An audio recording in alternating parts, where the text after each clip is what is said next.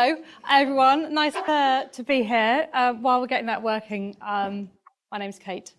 I'm an independent consultant, and I've been working for possibly about getting on for 15 years on issues surrounding loneliness and connection and belonging. I've called my talk, "My Loneliness is Killing Me." Hopefully that's put a little earworm in your minds. I'm going to talk to you about loneliness because, in theory, over 15-ish years of working in this field, I've developed some sort of expertise about this, or I'm assuming that's what the organisers were hoping when they asked me to do this. But maybe I actually don't need to say anything, because I think we actually all know what loneliness is. And it's not just Brittany. I'm planting a few more earworms in your minds with, hopefully, these lyrics, because loneliness is written all over popular culture and pop music and literature and TV and film, because loneliness is something that we all understand and recognise.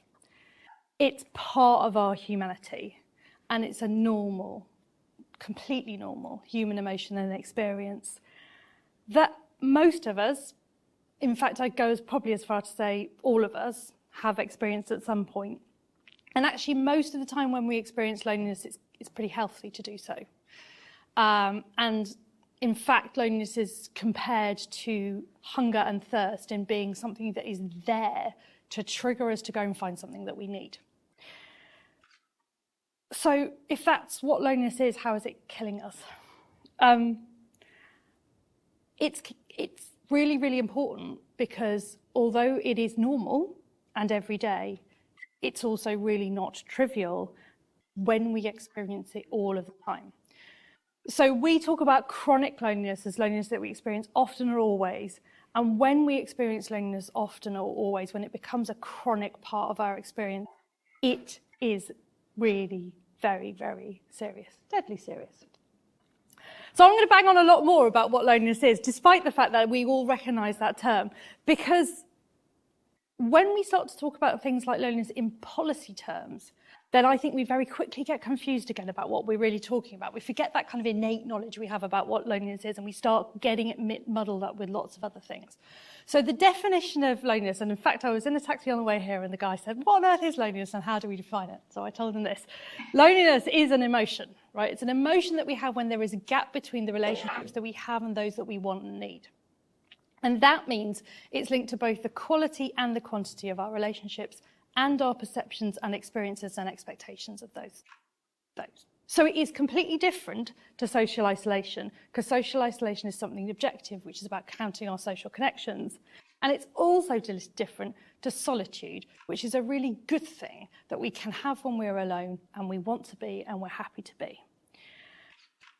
And it's really important to get the definition of loneliness right, particularly when we're talking about policy or practice, because if we don't, we miss the fact that only you can tell me if you're lonely. I cannot know objectively by looking at you.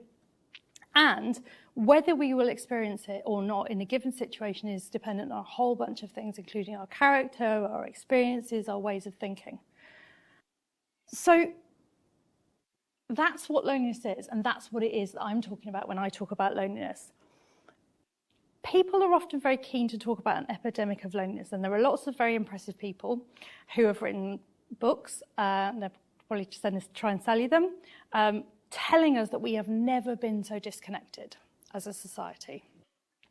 And maybe we have never been so disconnected as a society, but I don't think that's the same as saying we're having an epidemic of loneliness. Have we never been so lonely? I'm not so sure. In fact, actually pretty consistently, over the decades, we have about the same level of people being chronically lonely. And it's about 10%. That's a non-trivial number of people, but it's not an epidemic. It's not everybody. And I don't think it particularly serves us to exaggerate or catastrophize the issue of loneliness, because I think that actually stops us being able to focus on where the issue with loneliness really is. So everyone said the pandemic would cause this tsunami of loneliness, but actually it has increased levels of loneliness, but about 500,000 people now, more, are chronically lonely than were before. So it wasn't a tsunami, it was an issue, a considerable issue that we need to address, but let's not catastrophize or, exaggerate the issue that we're trying to deal with, because it actually makes it harder to deal with. If we're going to address loneliness effectively, we need to know what is causing it and who is at most risk of experiencing it. And life events are really significant in precipitating loneliness. So big life transitions are the things that put us at risk of loneliness, and there's really good evidence around that. And for me, I think that is why we tend to see youth loneliness and later life loneliness. Because if you think about those phases of our lives, they are times in our lives when we're going through lots of transitions. We are changing our status in employment terms, we might be changing our health status, we might be physically moving, where our identity is changing. All of those life transitions, we might be coupling or decoupling and losing relationships, being bereaved, shifting and changing. All of those transitions are life transitions that can put us at risk of loneliness. And in youth and later life, we see a lot of those happening at once. So I don't think there's anything magical about youth loneliness or older people's loneliness, and when people tell you this, be suspicious. Because actually, I think what we're seeing is the reality of just many, many transitions happening all at once. And those transitions separate us. And some of them separate us physically and some of them separate us emotionally. And when the British Red Cross did some work talking to people about loneliness, what they concluded from that was that loneliness could be described as an identity crisis, because actually it's about that sense of being kind of cut adrift from the identity that's been anchoring us and being in a place where we don't quite know where we fit anymore. So we can have this precipitating event, this life event that can put us at risk of loneliness, but the likelihood of us becoming more chronically lonely from that life event is influenced by a whole bunch of other factors. Some of those are psychological factors in us. What is our resilience? What are our skills? What are our ways of coping when things are difficult? What is our response to those sorts of challenges that we might be facing? But then there are also issues in terms of our context, our personal context and circumstances. It's going to be a lot harder to deal with those changes and transitions if we're in poverty, if we're in poor health, if we're in poor housing. And then there's factors in our community.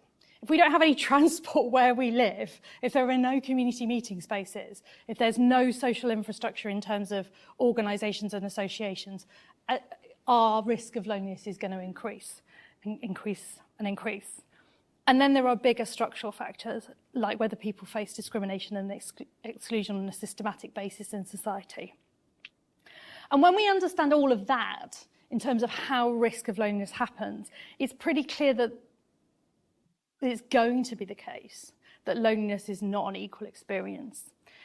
So loneliness is not a majority experience, there's a minority of people, but there are people that are much more likely to be in that minority who experience chronic loneliness, people from minoritized communities, people who are in poverty, disabled people, people who experience mental health issues. They are all much more likely to fall into that group who experience chronic loneliness.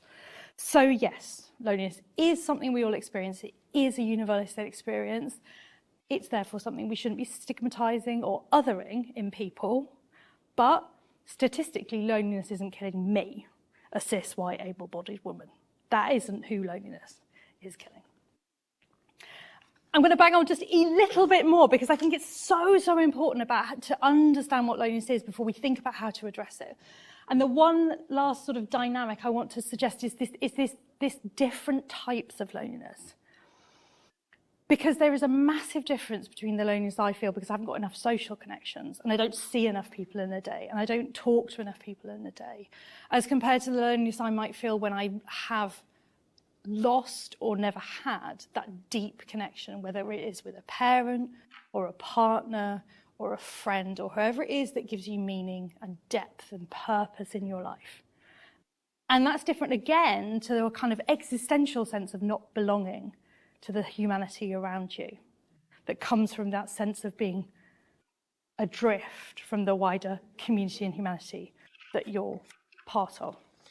And that complexity means that the solutions aren't simple. So hopefully I have helped with that to illuminate this kind of complex but also deeply human issue of loneliness. But maybe I shouldn't have bothered the last few minutes of my speech. I should have just showed you this. So Michael is a man that I met when I was doing some work with the Mental Health Foundation, and he is a person who had lived all his life with mental health issues and also deep loneliness. As a result of his mental health issues, he had lived with his mother for most of his adult life and left the house virtually never for many, many years until she became ill, where he had to take over running the errands for the house. But then he was starting to leave the house. And when I met Michael, his mother had sadly died a couple of years before. And he was deeply, deeply, deeply lonely and deeply alone. And he talked in poetry about the experience of loneliness and how that affected his life. So he told me loneliness is like being on a desert island and there's only you, which means everything is on your shoulders, going through whatever it is you're going through, you're entirely alone. He explained beautifully that our sense of identity is established in relation to other people. You're someone's son, you're someone's daughter, you're an uncle, aunt, friend. And that when you don't have that, there's this hole in your life. And he said it's like a three-legged stool. You're not as stable as you once were. And he also talked about the grinding impact of loneliness on how he felt about everything else in his life. He said it's about feeling we have an impact and you're denied that in loneliness because there's no one else. That sense of not being witnessed for him and not being anchored for him was so palpable in everything that he spoke about. But I think that the loneliness, that he just encapsulated loneliness more beautifully than anyone else I've ever listened to. And the important point about that deep, deep loneliness is it is grinding. And it grinds us down. And it pulls us into what the Campaign to End Loneliness described as a downward spiral. It's very, very hard to escape once we're in it. And that's because there's really good evidence that when we are lonely, it gets much harder to connect because lonely people actually experience more threatened social situations than people who are not lonely.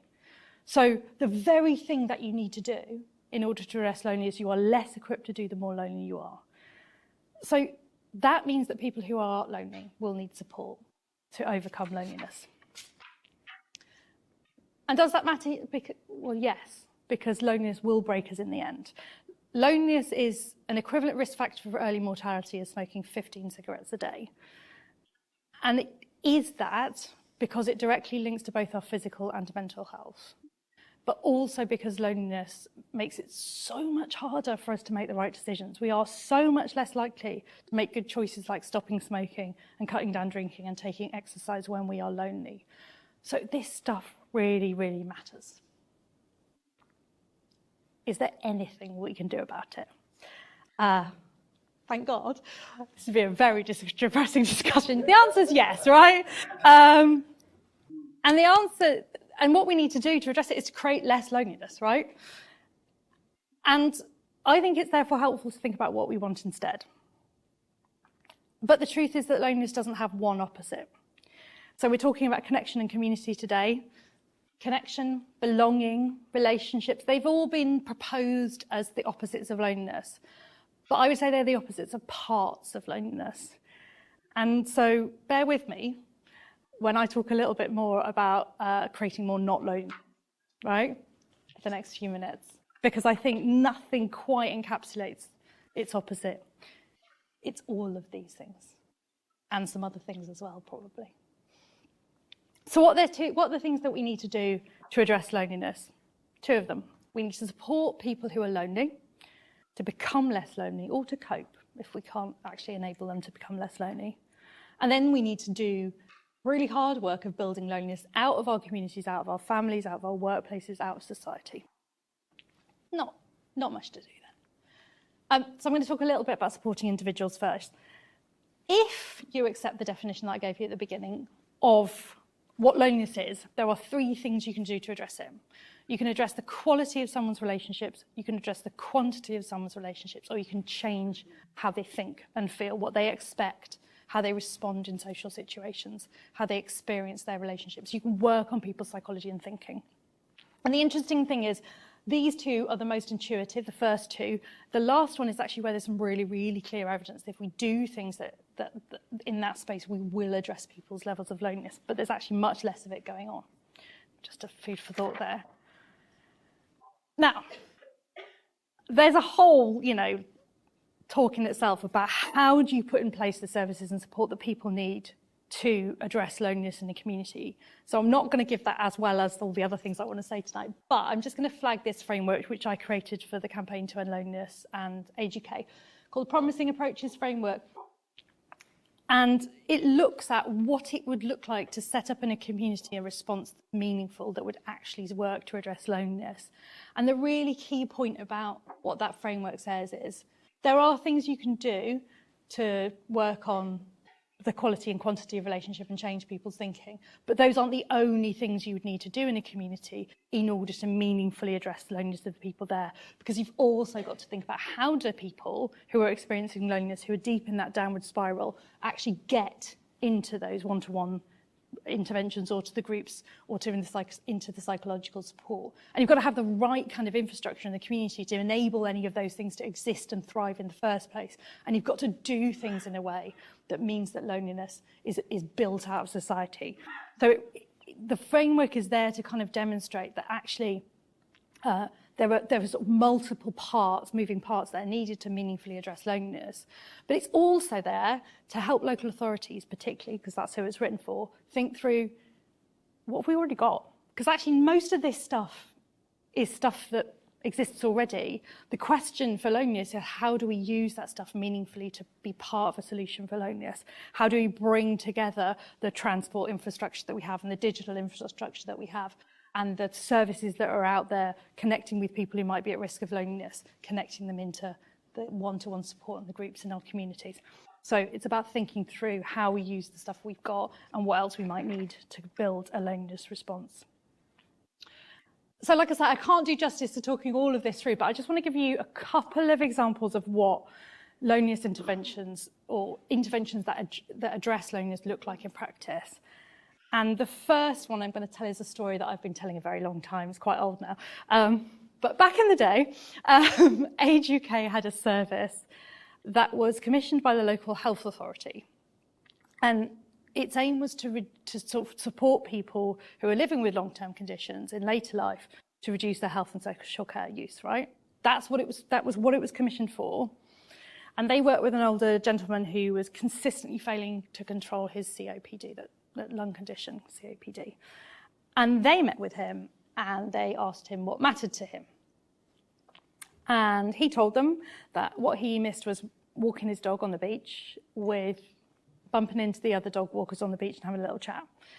And they said, okay, right, let's get you back to doing that. And so they focused with him on that goal, but as part of that, they recognised together that if your COPD is not under control, you can't go for a walk on the beach. So because of that goal and that focus on getting back to the connections that matter to him, he was persuaded to go to a Breathe Easy group and start to learn to control his COPD in the community environment. And he rekindled the connections that mattered to him, but he also, along the way, guess what, made a bunch of others in his COPD support group. So connection was the motivating factor that enabled him to achieve his goals, but also to do what the system wanted of him. The system wanted to control his COPD, so he stopped washing up in hospital, but recognising the centrality to his life of those connections with the other dog walkers on the beach was the way in. And that wasn't a loneliness service. It was commissioned, as I said, to reduce health and social care use. But because it understood loneliness and it took loneliness seriously and it took connection seriously, it was able to actually unlock a situation that was multifaceted in many ways and build back the things that mattered to this man. Another example of what this looks like is Mosaic Clubhouse in Brixton, right? I was a proud trustee there for 6 years. If you already know Mosaic in Brixton, I hope you're as excited about it as I am. If you don't know it, go and visit. It's amazing. And get one of the members to show you around. Mosaic Clubhouse is a place of recovery, and it's a place where recovery happens and holds because people build a community. And that community is a workplace. Clubhouses are deliberately understaffed. The model is that they're understaffed so that members are needed, wanted and expected to come in every day and build the community and make it happen together, right? And along the way of doing that, they build confidence and skills, and some of them are able to get back to work or get back to volunteering or get back to other things that are meaningful in their lives. But they, first and foremost, build that belonging and relationships and sense of purpose because they're needed, wanted and expected in a place. And that is what community is about, and that is what connection is about. And that's what matters. And again, Clubhouse isn't there as a loneliness intervention, but it's built on an understanding that connection matters. And community is really powerful in enabling people to recover, but also in itself. And so when we talk about addressing loneliness, this isn't about creating lots of loneliness clubs and loneliness-specific services. It's about thinking about places where that people can belong and connect, and making sure that in our community we have all of those for the different people that live in our communities and the different circumstances they're in, so that all of us can find a place to belong. And then finally, for some people, it is about coping, right? We are a long way from being able to build connection back for everybody that experiences loneliness. So again, drawing on some of the conversations I had with people for the work with the Mental Health Foundation, they told us about how they coped, and they talked about meditation, and they talked about regulating their use of social media, and they talked about podcasts. And these coping techniques are powerful, and they're really important, particularly as long as we cannot address loneliness for everyone. So I think we need to be really good at sharing those and talking about coping with loneliness as well, because it's also a critical part of addressing this issue. Finally, I just want to come to building loneliness out, because I don't think we should just be trying to address loneliness on an individual level. I think we need a bigger ambition to create societies where fewer of us will ever fall into that downward spiral of loneliness. And I just want to offer a few final thoughts on what that would look like. It's about paying attention to the ties that bind. So for a long time, there was this idea in sort of loneliness and connection and networking conversations that we had weak ties and strong ties in our lives. And the strong ties was where we should focus our energy, helping people to develop strong ties with each other. And over time, I think the perception has changed, and we talk now about thin ties and the thick ties, to recognise that thin ties, which is like the person we nod to on the street, or the person we have a maybe 3-word conversation with in shop, those are all really, really important to how we experience life and how we experience loneliness and how we experience belonging. And sometimes that's because they're the sort of building blocks to a wider connection, but sometimes it's just because in and of themselves they help us feel like we're connected into a wider humanity. If that is true, if it's really important that we have thin ties, then pretty much nothing in our lives can be walled off from thinking about connection and belonging. So I'm just going to touch on 2 issues we need to consider when we're talking about connection, and these are massive topics, and I'm just going to really gloss over them, and that'll make them seem really simple, where in fact they're really hard. But the first is, if we're going to build loneliness out, we need to create the infrastructure for connection. So in Promising Approaches, I talk about gateway infrastructure, because if this stuff is in place, the gate's open and we can do all the other connecting and belonging through it. And if this stuff isn't there, there's no digital connection, if there's no transport, then it's all over. We can't even get off the starting blocks. And let's be honest, this connection infrastructure has not been thriving in recent years, but it is about public spaces that enable connection. It's about community spaces that are open and accessible and affordable. It's about building environments that will connect us, so that's housing where we can see each other, public spaces where we're going to bump into each other, where we don't kind of move around like automatons without seeing one another, because if we don't see one another, we can't smile at one another. If we can't smile at one another, we can't build thin ties. It's also about social fabric, community organisations, campaigning groups, sports clubs, other things that enable us to connect and reduce.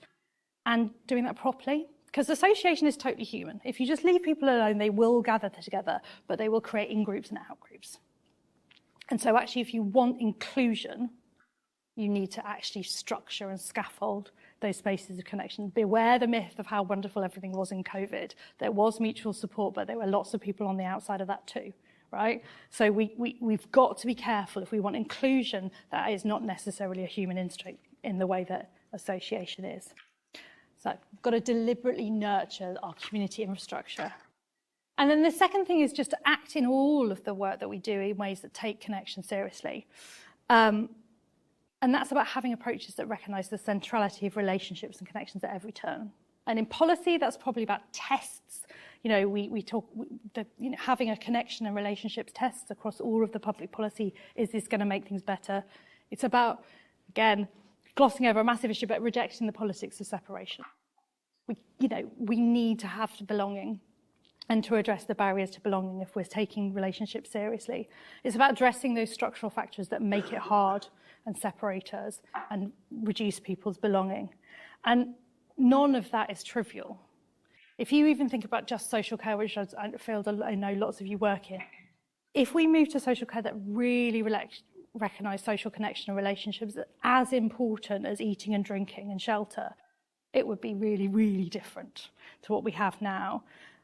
So it's radical shift, this stuff, but it doesn't mean we shouldn't start, because if you go back to those examples that I was sharing earlier, you know, if you build in a recognition that to be human is to be part of a connected web of humanity, then you get further faster on lots and lots of other objectives. So finally, because I tend to be a bit gloomy and raise lots of depressing topics, I wanted to give 3 reasons to be cheerful. 1, 2, 3. Number 1, there has been a shift towards talking about loneliness, and that is really, really important. We are much less shy in talking about this personally and as a society, and that matters, because if we're allowed to talk about this, we're allowed to talk about relationships being important, and that means that we can create an environment where we can start to do things about that. The second thing is, we actually know what to do about loneliness. None of this is really difficult. It's all really simple, kind of instinctive stuff. The biggest thing that we can do to make a mess of this is sort of sit on our actual natural human instincts to understand that connection is important and that it matters to people and that we know how to do it. So we need to give people space to do things that they actually already know. And finally, do you know, we don't always need more, because as often, particularly in relation to addressing loneliness, it's about doing things slightly differently, doing things more socially and with more focus on relationships. So I would say that this is as much about shifting a mindset as about finding a money tree. And that is the end of what I want to say tonight. So are there any questions? Thank you, Kate. We've got some time for a couple of questions. If anyone has any questions, I think are really lots to think about in terms of connection, community, and the fact that we can do some really concrete, simple things to help with that. So yes, invite anyone to ask any questions. We have roving mic. Well, first of all, thank you very, very much. Very, like, lots of food for reflection, and at an individual level as well as kind of like at service level, I work for together. So like lots of the things you said really resonated with me. My question really is, because you spoke about loneliness being so much down to the individual, their personal experiences, the context, etc., I'm wondering, for us, like working in community support, how could we get the individual to join our communities, the communities we try to build in the local areas we work?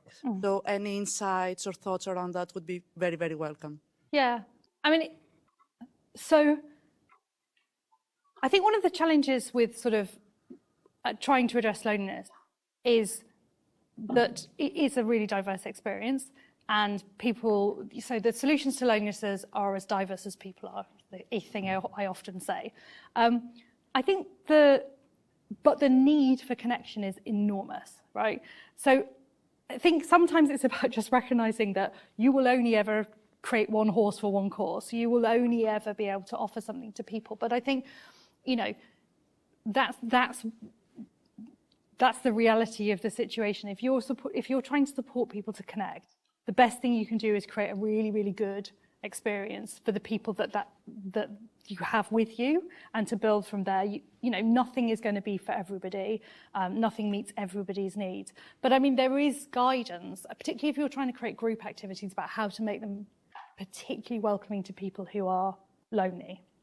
And I think, you know, it is absolutely the case. So I loved the choir earlier. I recently joined a community choir, having never thought I was a choir person. And I think that's a really interesting thing. But that is definitely, you know, I've realised now that that's my thing, and sports clubs wouldn't be, and arts classes wouldn't be, right? So that works for me. It wouldn't work for you, and these sorts of things. But I think what you can do across all of those things is make them welcoming for people who are lonely, and bring down the barriers that people who are lonely will be experiencing. So yes, you'll only get the slither of people who are interested in choir, fairs rather than interested in sports clubs, but you're actually including those people who are lonely. And some of those tricks are really simple. It's about how are people welcomed? You know, does everyone have their seat, which means there isn't one for a new person? Is there follow-up if you don't turn up? Does somebody come after the first time and say, how was that for you? There's lots of guidance with brilliant kit called a Warm Welcome Toolkit created by Age UK Camden, which I recommend to everyone. But so there's things we can do, but I think the important thing is that loneliness is not a primary unifying factor. It's better to anchor things around an activity or another interest, and then you'll find people that's right for. Sorry, that's a very long response. Hello. I was just wondering, how do you identify the people that are lonely? Because I'm sure some people might slip through the net if they're at home, they're lonely, but they don't go to their GP, they're not self-referring, but how would you help people? So it's a really big challenge.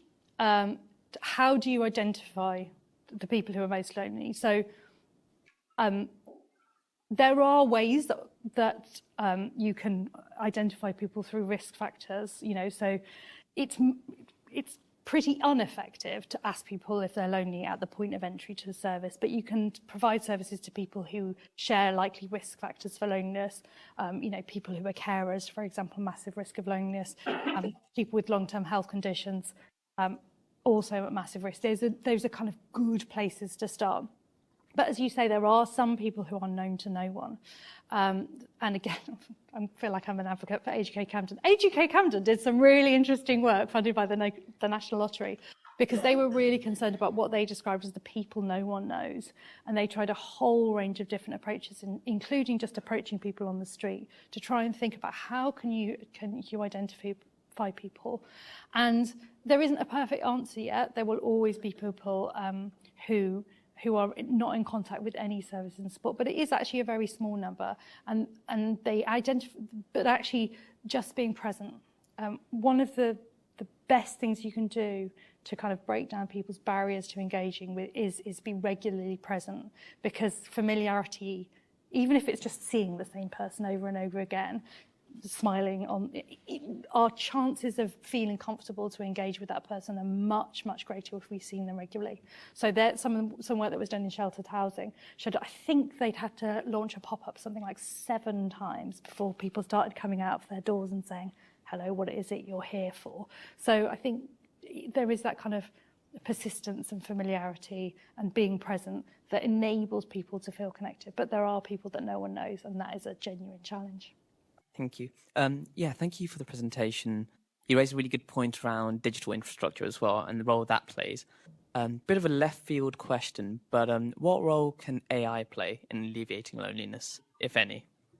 I'd like to hear your view. You've asked me like a question that I have lots of thoughts on. So there's a really interesting discussion playing out at the moment about how AI might play a role in addressing loneliness. And where people default to is the idea that AI chatbots might interface with people who are lonely and reduce their loneliness. And I have got some serious reservations about that, because I personally think that actually like connecting with other humans is a human right. I think I think when we provide befriending support to people, we are making a humanitarian response. It's that serious. And I don't think it's okay that I'm interacting with a chatbot. However, the place I do think chatbots and other AI tools can play a role is in supporting people to develop social skills. Because I think that some people, and I did some work with students, and they were very open about the fact that they genuinely felt they had not developed the social skills they needed to be able to be ready for the level of socialising that student life was demanding of them. And I think there you could see a role for practicing. I don't think that's what we should be offering people long term. I feel really quite strongly about it, but some people tell me I need to get over this, but I'm not going to yet. But I think there is a role potentially in that sort of supporting social skill development, which is worth exploring. Thank you.